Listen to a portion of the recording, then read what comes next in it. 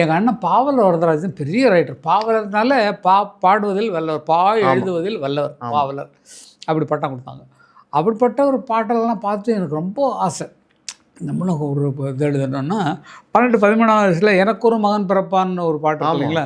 அதில் வந்து எங்கள் கம்யூனிஸ்ட் லீடர் கம்யூனிஸ்ட் கட்சியில் தான் பாடிட்டு பிரச்சார பாடகர்கள். கேரளாவில் இஎம்எஸ் நம்பூதிரிப்பாட்டுடைய ஆட்சி வர்றதுக்கு முக்கியமான காரணம் தேவிகுளம் பேர்மேடு தொகுதி. 1952 நினைக்கிறேன். 52 வந்து அவங்க தொகுதி தேர்தல் நடக்கும். அப்போ தான் அண்ணா வந்து பாட ஆரம்பித்தாங்க. பாட்டு இருந்தாங்கன்னா அவ்வளோ போல்டாக இருக்கும் அவங்களுடைய பாட்டெல்லாம். அது மாதிரி கவிஞர் அவரை பார்த்து எங்கள் கம்யூனிஸ்ட் தலைவர்கள்லாம் பிடிச்சி அடைச்சிட்டாங்க. ஏதோ ஒரு கேஸ் போட்டு மொத்தமாக எல்லா தலைவர்களும் அரெஸ்ட் பண்ணி உள்ளே போட்டாங்க. போட்டோன்னா அண்ணன் கச்சேரி ஸ்ட்ரீட்டில் நடக்குது. கொடி கட்டாமல் கம்யூனிஸ்ட் பிரச்சாரத்தை சொல்லிட்டு இருக்காரு. எனக்கு ஒரு மகன் பிறப்பான ஒரு இல்லைங்களா? அவர்களை திறந்து விடு, இல்லை அவருடன் எமையும் சிறையில் இடு, குற்றம் கோரிவிட துணிவிருந்தால் உன் கோர்ட்டில் நிறுத்தியே தூக்கிலிடு.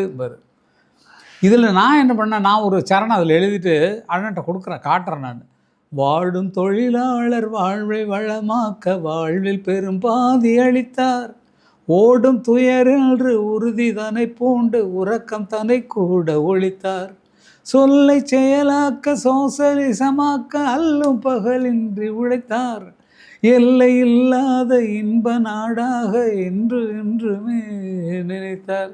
அப்படின்ற மாதிரி பாட்டில் அவர்களை அண்ணன் போட்டு ஃபஸ்ட்டு அவர் பாட்டு புத்தகம் 10 காசுக்கு விற்கும். 10 அணவோ 2 அணவோ 1 அணவோ 2 அணவோ. அதில் வந்து இந்த எழுதியவ தம்பி அமர் அப்படின்னு சொல்லி போட்டு முதல்ல பேர் வந்து அதில் பேர் கொடுத்தது அண்ணன் தான். அதனால் அவரை ஃபாலோ பண்ணியே இருக்கனால சின்ன வயசுலேருந்து பாடல்கள் உருவாயிடுச்சு.